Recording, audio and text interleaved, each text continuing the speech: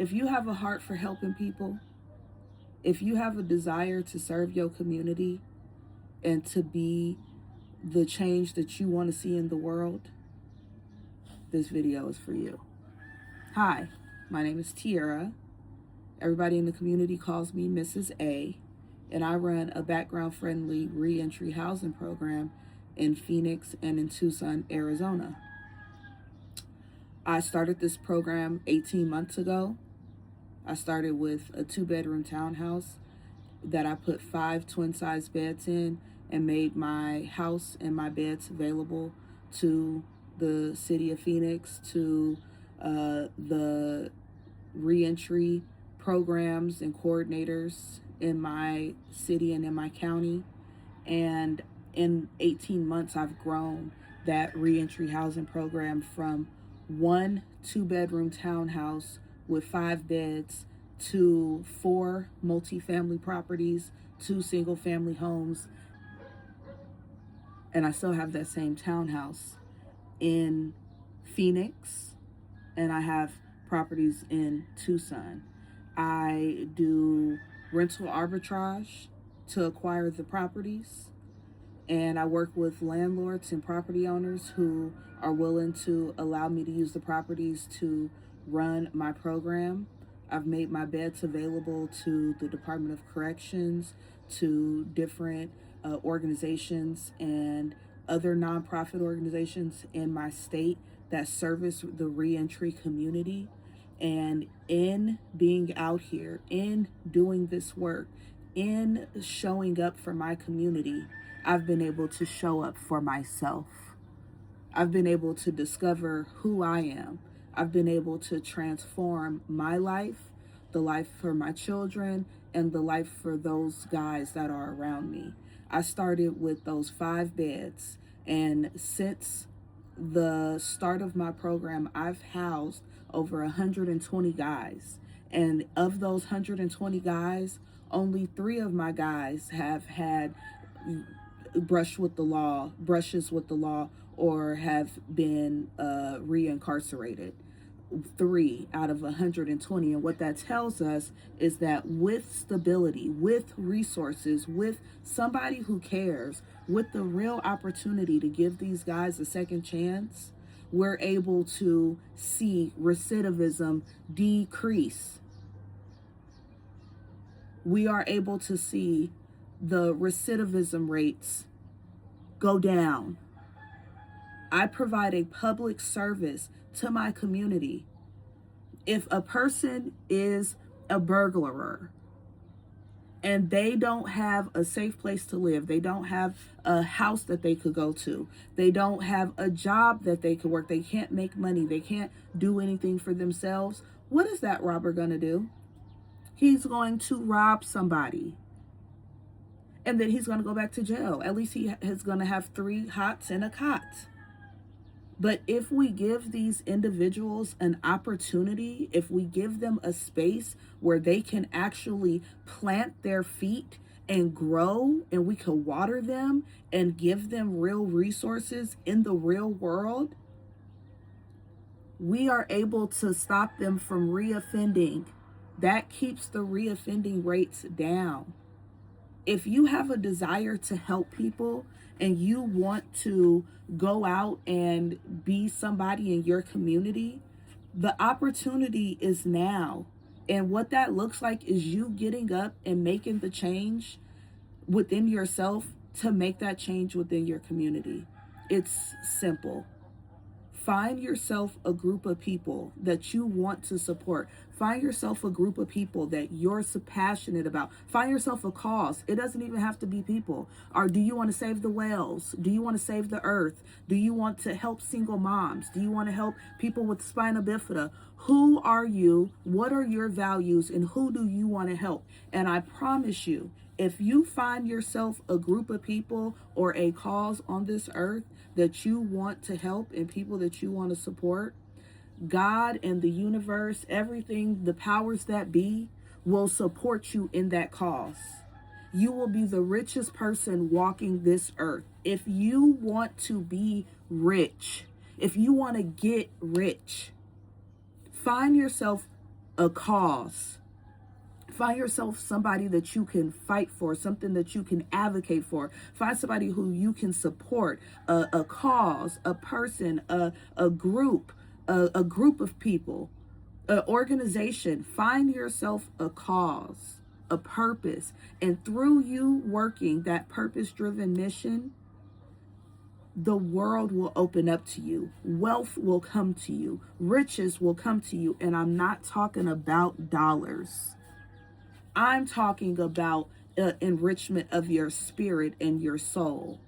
But I'm talking about the dollars too. The dollars are real. Through me servicing my community and showing up for my community and helping these individuals who needed a second chance, somebody to say, I'll take a chance on you. I'll give you an opportunity. I'll help you make that change. By me being that person, I'm in Morocco. I'm in Chef Shawwin, Morocco right now. I've been traveling for the last 2 months all across the U.S. I started in New York, went to Barcelona, came over here to Morocco. I went to Casablanca. I've been living my best life while being an advocate for my community. I'm still taking calls. I'm still doing placements. I'm still getting people housed. I'm still giving people an opportunity. I'm still working with the Department of Corrections. I'm still working with organizations calling me because they need people, they need beds, and to help get people off the streets. I'm still doing the work right now from Morocco, taking calls. It is 7 o'clock in the morning here. And I'm 8 hours ahead. So it's early in the morning, middle of the night in Arizona. So I'm not getting any calls. But 8 o'clock, 9 o'clock here, I'm on the phone. I'm taking calls.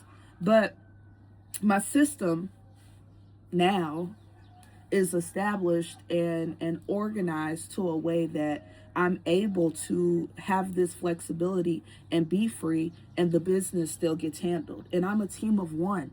I don't have nobody who works for me. I don't have anybody who does my administrative work or who balances the books or who gets the bills paid. I do everything top to bottom. I have guys in my houses that help me manage the houses. They live in the houses, they're peers, but they're my support. They're the backbone of my program.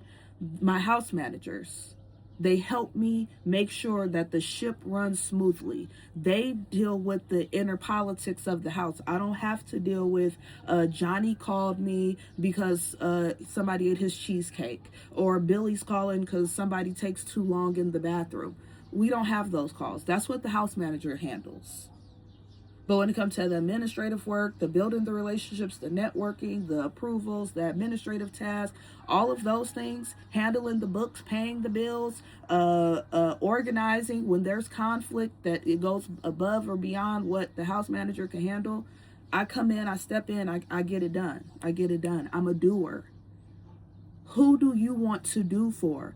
Who inspires your spirit enough to say, I could get up every day and work for these people and help this cause? Who's your cause? Mine was reentry. Mine was individuals who have made bad decisions, and those decisions have put them in a situation where they cannot have a safe place to live. They can't be comfortable in their surroundings because of mistakes that they've made. However, they went to prison. They served their time. They paid their debt to society. They are responsible for paying restitution. A lot of them are on parole or probation. They still have accountability that they owe. They also have done the work of serving their time. Now they're back in our community. What do we do with them? We just discard them? No. These are people. That inspired me. From a little girl, the criminal justice system has affected me grandly. My mother was incarcerated when I was 4 years old for selling drugs to an undercover officer. I had to go live with relatives. I was sexually abused while being with those relatives. That affected me. How do you think that trauma affected me and how I grew up? Those things have effects on people. So the criminal justice system took my mom from me as a child. She wasn't able to protect me because she was gone. I eventually grew up and wanted to work with people who were victims of sexual abuse and help kids and people who saw that this is affecting my life and I can't function in an everyday basis. So I started a business that helped people work through their trauma, and it didn't grow to what I wanted it to grow to, but it was successful while it was successful. And then when the shit hit the fan, the shit hit the fan. And when I tell you that my life and myself, I was stripped down. I was living that business made money. Like, I'm in a whole different existence for myself.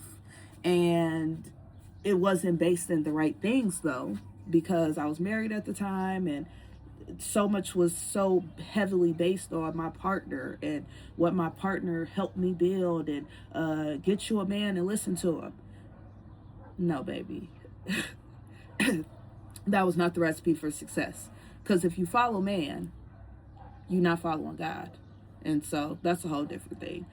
But in that, I didn't put my faith in God. I was putting my faith in my man and what we were building as a family and a team and blah, blah, blah. And I was running around acting like a real pick-me behind my man, trying to make that work.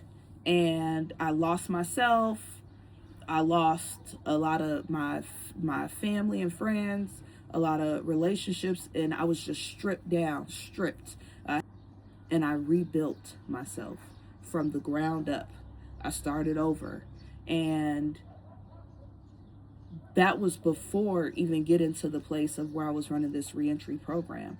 I wasn't in the mind frame of who am I going to help. I was in the mind frame of just trying to establish myself with something, with a business, with something. And through that, I tried different things. None of it did for me what I needed within my spirit. None of it drove me to make me ambitious enough to truly be able to execute. I had all the ducks in a row. Everything was set up. Everything was real. The website, everything was real, but my passion wasn't.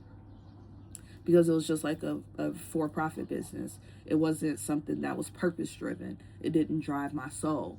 So fast forward, I start dating somebody who is having some housing insecurity issues, and it kind of brings me back to this housing narrative in this business, and I'm seeing the issues that they're having, and I say, like, I could help with this. I could find a solution for this. So I did. I started offering my 5 beds to the same resources that he was trying to go to find housing resources. When they're saying, no, we don't have none, I went to them to say, hey, I do have some. And I actually have them for a specific subset of this reentry population, which is sex offenders.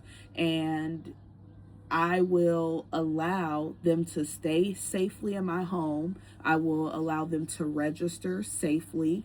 And what that allows us to do is to keep them off the street, keep them from being homeless. By them not being homeless, it decreases their likelihood of reoffending, and it gives them stability. By giving them stability, they're going to be able to really build and evolve themselves. Also, this is a population that's already employed, working in the community and being real assets to our society. They work, they pay taxes, they contribute to society already, but we're not going to let them get an apartment or have a safe place to stay because of their background and because of a mistake or a bad decision that they've made. And we all make mistakes and bad decisions. The difference between us and them, people who go to prison, no matter what they went to prison for, is that they got caught and we didn't. everybody then accidentally walked out the store, with the case of water on the bottom of the cart, or you speed, or you got past that red light, or you made that illegal right turn, or just whatever. Everybody do something. And nobody's so squeaky clean. The difference is they got caught and we didn't. And now they're branded. They're marked for life to say that, you are a felon, or you robbed a bank, or you committed this crime or that crime. And now they can't have a safe place to stay. It's safety that the laws was trying to do to keep the community safe. But what it did was expose another group of people who now can't have stable housing. So I offered my services to this subset of the reentry community.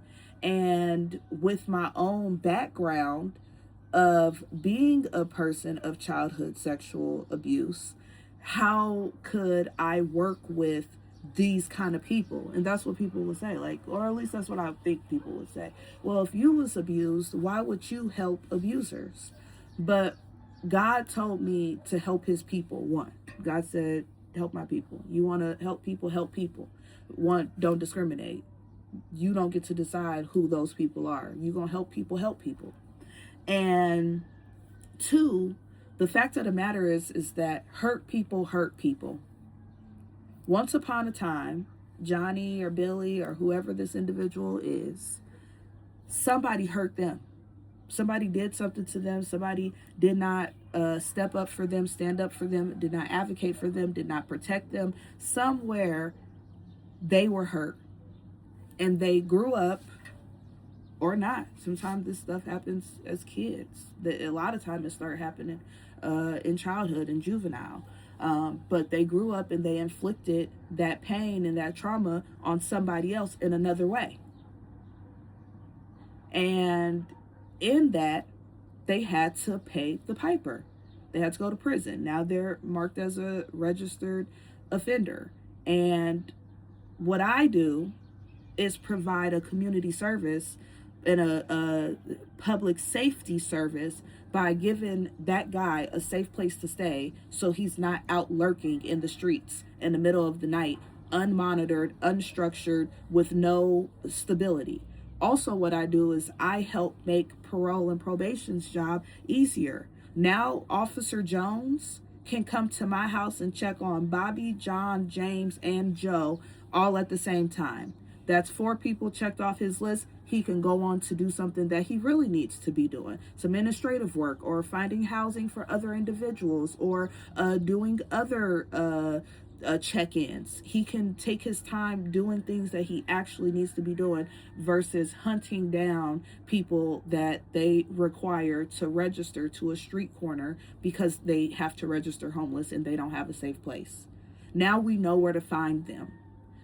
That's a public safety. That's how we keep our community safe. That's how we stop reoffending. That's how we make this a reality for the public to be where we get to a point where recidivism can really decrease and we can see a difference in the crime in our community. Because it's not just SOs that need the support.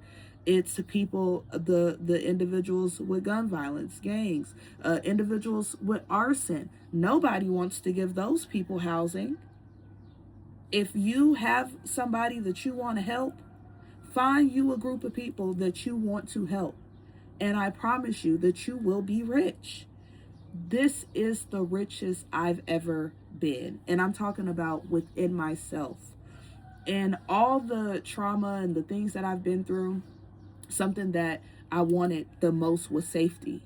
And so that had put me in a situation of being a pick-me. I have had pick-me times of my life, old pick-me-sha type situations. And I've been in those situations because I just wanted to be safe. And I thought that this man was going to protect me and save me and help make me safe. But it was not until I picked myself that I truly became free, that I truly transformed, that my money leveled up, that I leveled up, that my life, my business leveled up, my children leveled up, everything around me has leveled up because I picked me. I picked me. I said you're worth it. I said you matter. I said you deserve it. And I'm not going to accept anything less. And that's the same way that I work with my program. I treat my guys with dignity, respect, and kindness. And I let them know that you are worth it. You are worth giving yourself this opportunity, this second chance. You are worth doing what the hell you're supposed to do to make this opportunity really work for you. You deserve this. You deserve this. You did your time. You deserve this. And I'm saying that to you now. You deserve this. You deserve this opportunity to save yourself, to pick yourself, to prioritize yourself, your mental health, your physical health, your spiritual health. It's your time. Your financial health. It's your time to pick yourself. It's your time. I picked myself, and I'm in Morocco. I picked myself. I'm in Morocco. Living good. Running my business. Helping my community. Pouring back into the place that made me. And I'm in Morocco. And when I leave here, I don't know where I'm going to go. I don't know where the world is going to take me. But I do know that your time is now. You deserve to pick you too. You deserve to be picked. So pick you. That's all I got for y'all. I'm Mrs. A. Like I said, that's what they call me in the community. I'm going to be coming to y'all with more videos, inspiring y'all to get up, get out here, do something, make a difference, and make a difference in your own life. I'm telling you, you could change your life by being the change you want to see in the world. I love y'all. I'm out.